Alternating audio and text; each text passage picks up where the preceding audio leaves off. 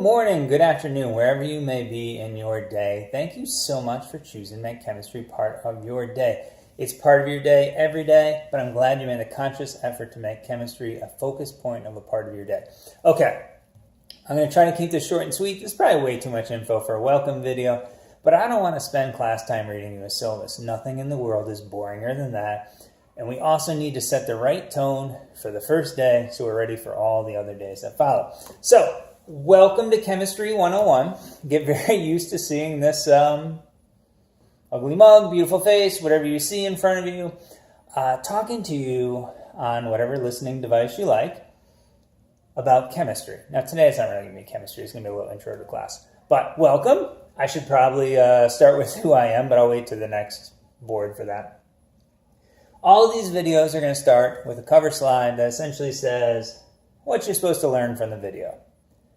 You know, at the beginning of the video, if you want to pause it, write those things down, make sure you have those written, and then go on, go ahead. So same thing here. I'll help you today. I'll go over it very quickly. We're going to cover some highlights from the syllabus. We're going to talk a little bit about how this course is going to be structured. Then I'm going to explain why. It's really important. I'm never going to ask you guys to do anything without explaining why we're doing it. There's a madness to the method. There's a reason for everything I do. I try to explain it, at least as much as I can to you all. And you may or may not agree with it, but I think it's really important to understand where we each come from. So I will do my best to explain what I'm doing and why for you all. And I can't go 35 seconds without dropping in some tangent or advice. So that'll be in there as well. So, let's see if I can take a board down without hurting myself. Always a challenge. Okay, number one thing, you should have if you found this link, you got emailed from me with this link in it. You also had attached the syllabus. Read the syllabus. It is our contract, a contract from you to me, and what we're going to abide by for the class. For all your classes, read all your syllabus. They're not the most exciting things in the world. Most contracts aren't. But you would never click the iTunes I accept box without reading all of that contract. So same thing for all your classes. But seriously, find it. D2L, the email attachment, read the syllabus. I'm Dr. Wirgo. It's a G-O sound, but it's spelled way different. Don't ask. I have no idea. You'd have to talk to my grandparents, I suppose. But I'm Dr. Wirgo. This is my 15th year at Radford and 15th year teaching Chem 101 at Radford, although I've been teaching Chem 101 longer than that. So I know about as much about Chem 101 as I will in this lifetime. If you're trying to get in touch with me, email is fantastic. I wear a couple different hats for the university. I tend to be on the move and running around. So the easiest thing, I've never had a problem being able to set up a meeting with a student. But if you're just trying to randomly find me on campus, that's going to be a problem. Email is the best way to sit down, have a meeting about anything. And it doesn't have to be chemistry, it really mean anything. So email is a great way to set that up. Typically my home base is 125 Witt Hall, but I'm also found on the 3rd floor of the Science Center and bouncing around campus in various places. I have adopted and gotten permission from the department to do this, to use an open source textbook. My hope being that I saved you $200 in a textbook. So we can look in the syllabus, you can download that D2L, all the files are there, broken down by chapter, you can have the whole book, however you'd like to use it to try and help you out with all of that as well. For lab, and lab will start week number 1, you need some kind of bound notebook that can do carbon copies. There's a lot of different ways to do that. I'm not going to be picky at all, but as long as it meets those 2 criteria, you're good to go. And you will need safety goggles. Safety glasses are not approved chemical safety glasses, believe it or not. You do have to have the goggles. And let's get into some of the structure as well as what's in the syllabus. Every single class, I expect you guys, as much as humanly possible, to be on time. Now, I understand you might be coming from another class across campus and, ran over a minute or 2, but as best you can, be on class, be on time, have something to write with, have something to write on, and have a calculator. Every single class, I expect those things. And I expect a good attitude and a willingness to participate in things. And I don't, and that's really, those are good life skills. They're not chemistry skills. And we'll talk more about this the first day. I do have a little worksheet on this idea, so I'll bypass that. But it really is important to have a good attitude, be able to work with other people. And we're going to work on that in class as well as the chemistry. Skills and dispositions, as we say in the business. There's going to be videos about 20 minutes for every class to watch beforehand, which isn't bad. If you figure my normal lecture of 50 minutes, I've gotten down to 21 minutes, you're sort of saving time. In the syllabus for each class, there are book pages referenced that cover that, so you can reinforce or get another perspective on the topic. And there are problems also listed for each class that are appropriate that I hope you are able to work. I can also come up with another textbook worth of problems that I can put on D2L for you all if you're interested in that. And the textbooks tend to focus really heavily on the math, so I also have concept-based multiple choice questions for each chapter that are up on D2L as well. So a lot of different ways to work problems. If you work all that, I can get you even more problems. I can get you more problems to work than you have time to work. I promise you that. Quick note, if you're sick, don't come to class. I literally will have people skip class because they're sick and then come to my office just so I can see physically how ill they are. Please, I don't want to be sick. I have a toddler in daycare. He brings home enough diseases without you guys contributing. We are covered at home. I don't need any help with that. The nice thing about all my resources electronically and all these different aspects and things I've built up through the last decade is I can get you caught up if you are sick, if you're at an athletic event, whatever it happens to be. You're at a conference. So just contact me by email saying why you can't make it to class. And as soon as you're healthy, come see me face to face and we can work on whatever we need to get you back up to speed. I'll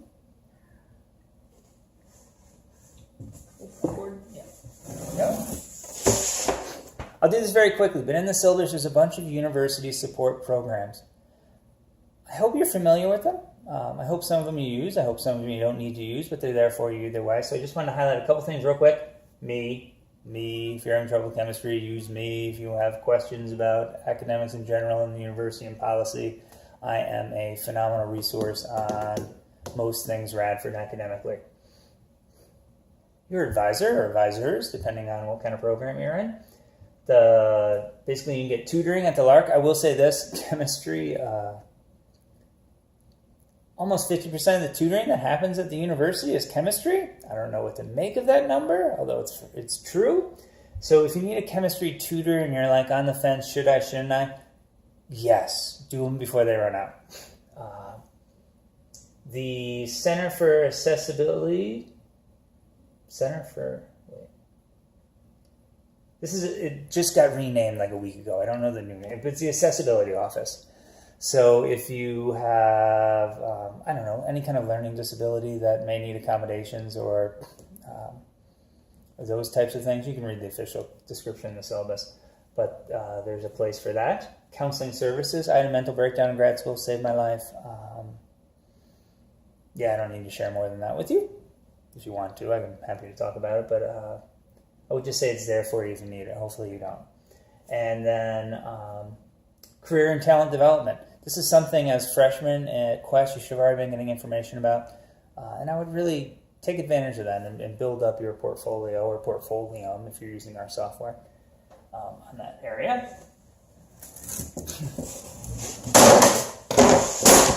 Okay. Why am I doing this by video and not just lecturing to you all? Well, there's two reasons for this. One is I've taught for a long time and I know the average student doesn't remember much of lecture. There's a lot of reasons for this. I won't go into it right now. If you're curious about it, I'm more than happy to talk about why that is. But look to your left, look to your right, and you might say, and then look at yourself. I could do the old school thing. But if you're doing this like me, there's no people around. So first of all, you got to go find some people. So I'm very fortunate. I have some friends here. So now I can do this. I can look to my left, look to my right, look at myself. And one of us traditionally is not making it through Chem 101.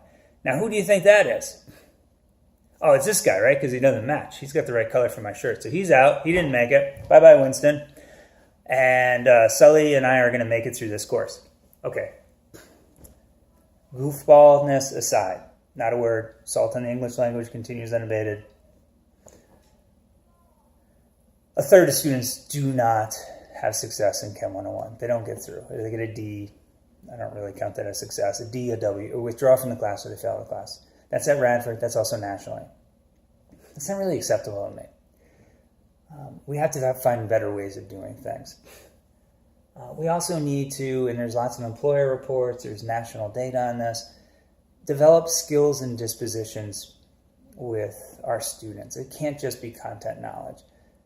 If I talk about parts per million with some of my best students I've ever had, we spend a whole day or a whole week on it. I come back 6 months later, they really don't remember what it is. So yeah, they're going to pick it up faster the second time. It's going to seem familiar. They know where to find that information if they're together. They're picking up useful content information, but it needs to be more about that. You got to have the skills. You got to have the attitudes to work with people so you don't get fired, how you find a job, how you represent yourself. There's a lot of different things we need to be doing other than just teaching chemistry. I will teach you more chemistry than you probably want to learn in 14 weeks. I'm still a chemistry professor, yes, but I also want you to pick up some of these soft skills that really aren't. They're important. Trust the process. I have data. The students in the flipped class did significantly better in Chem 102 than the ones in the lecture class. That's why I'm flipping all my classes this semester. I'm no longer doing half and half and doing a data comparison and really analyzing what's working and what's not. I believe in this flipped. Trust the process. Believe in this. Go through it.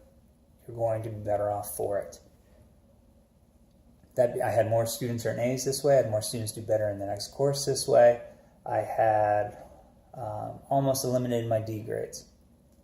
The only negative is had a lot more students withdraw. Now the good news is it withdrew right away. So look, if you know yourself, if you know you hate humans, please don't. There's some good ones out there. But if you hate humans and you're not going to talk or participate in class in any way, shape, or form, if you're going to not be able to look at 20 minutes of videos every 2 or 3 days, yeah, don't take this class. But honestly, if you can't do that much work, you're not going to pass anyone's chemistry class. So, commit to the work. You can do it. I truly mean it. You can do it. It's going to work. We're going to work problems in class. You're going to get lots of practice in class. We'll get the content quickly through video, and then you'll get to actually work the chemistry where you have help. You have me, you have your classmates. We're going to work through this and we're all going to do better at chemistry. A couple quick things that, I'll double back on this as we go into the semester and things go sideways, and then we'll get it back straight. Learning takes time. The worst narrative we have when we see somebody do something well is say they're talented in the U.S. We have a real tendency to do that. It's not. I don't know about you. I've never seen a toddler that is good at sports. But I've seen lots of 5- and 6-year-olds that are good at sports. You know how they get that way? I bet you those kids that are good at something at 5, every day when you go home, they're in the backyard at some point playing that sport. You have to work your brain just like any other muscle. I mean, look at these. That's what, got to work your brain. Work's going to trump talent every time. And there's tons of data to show this. 10,000 hour theory, if you want to Google that and take a look at that. Malcolm Gladwell's got some nice podcasts on it. Knowledge is not isolated things. You got to link it. You got to web it. You got to put concepts together. You can't multitask. What you can do is multi-track. You can bounce back and forth between tracks. And yeah, if you're really good at it, you lose about 25% efficiency, but you can still do it pretty well. But it's not the best way to do things. And learning styles is a total bug. If you're like, well, this style doesn't fit me, good, it doesn't make any difference. This style fits me, doesn't fit me. There is absolutely no data anywhere to support that that's helpful to match styles and things like that. So this will work for you. Couple tips on learning. Make sure you put time aside, remove distractions. Even a text message that vibrates in the pocket that you ignore, they've shown studies lowers your efficiency at the task at hand for up to 5 minutes, 25% less efficient. So that makes a big difference. All of a sudden, you get 12 text messages. You lost an hour of peak productivity. So just think about these things. Give yourself a good distraction-free environment. Always ask when you're studying a concept, how does this relate to other concepts I've learned? How is it different than other concepts I've learned? How does this relate to myself and my life? How does this relate to the type of problems I'll be expected to be able to work? Do those connections. Getting back to the knowledge is linked facts. You'll remember it a lot better if you do that. biggest mistake I see people make is they'll work with their open notes, computer open, and a study buddy, and hey, I can work this problem. All of a sudden on a test, no study buddy, no computer, no notes. I don't know how to do this at all. I blanked. I have test anxiety. You actually don't. It's not test anxiety or blanking. It's improper preparation. Vince Lombardi said, practice doesn't make perfect. Perfect practice makes perfect. You practice lousy, you're going to play in the game lousy. So, you got to build those good habits. As Aristotle said, we are what we repeatedly do. And I know all of you are going to be excellent students. You're going to work. You're going to get better. There's a lot of things I do to help build you up so that the floor for the class is a safe landing point and everyone can survive chemistry. And forget the whole everyone can survive chemistry. Just remember, little things matter. Hydrate. Eat properly. Get enough sleep. Hopefully you don't have a toddler at home that wakes you up every night. And lastly, but not importantly, chemistry is a happy, positive place. And honestly, if you're in a good mood, you remember more. If you've exercised, if you've done a little cardio in the last hour, you remember significantly more. So, build good habits. And I am so looking forward to meeting you in person. Have a wonderful day.